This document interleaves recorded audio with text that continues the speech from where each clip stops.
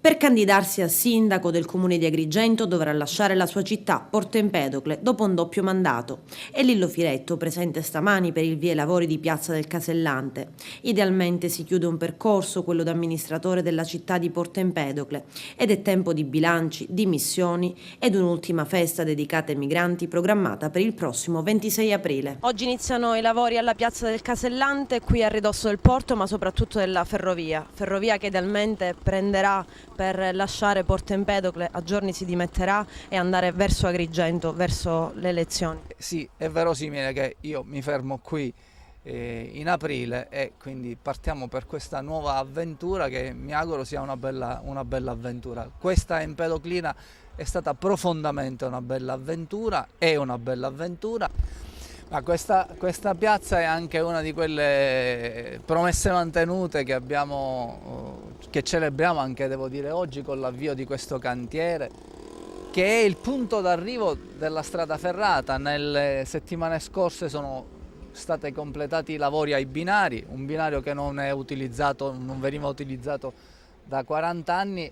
E adesso questo binario può essere utilizzato, per cui il treno non arriva più alla stazione centrale, arriverà fin dentro la città, arriverà quindi a ridosso del porto, valorando due cose: intanto quella congiunzione con Agrigento, soprattutto con la Valle dei Templi, crocieristica, porto turistico, treno, Valle dei Templi.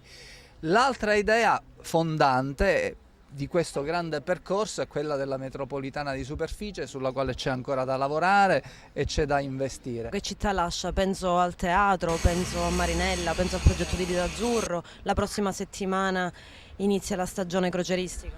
I lavori al campo sportivo, per i quali è previsto già il finanziamento, stiamo aspettando il decreto definitivo della Regione, quindi una serie di cose che non finiscono qui, che andranno avanti nel tempo anche con chi verrà dopo. Consegniamo una città che è profondamente cambiata in tutti i suoi aspetti, in tutte le sue parti, che è cambiata nella sua dignità, che è cambiata nella sua lotta verso un destino diverso, nel senso che questa è una città che per tanto tempo è stata una città ambrumata anche dal fenomeno mafioso, ed è una città che obiettivamente oggi si presenta al resto della Sicilia con una dignità sicuramente diversa. Lascia Porto Empedocle con una festa, se vogliamo, che non sarà sua, sarà per i migranti, però insomma sarà un po' l'ultimo momento.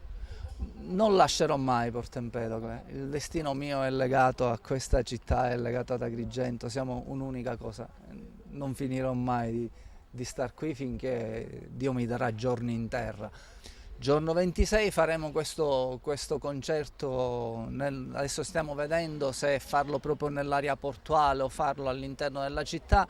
È un'operazione che avevamo pensato da tempo di avviare, rientra in quelle attività, diciamo, che si inseriscono nel concetto di Agrigento, Porto Empedocle, Lampedusa, area appunto che è interessata dai fenomeni migratori. E quindi anche questo è un modo per creare sensibilità rispetto a un tema, cioè un tema che non deve vederci aggrediti, ma deve vederci protagonisti di nuove possibilità.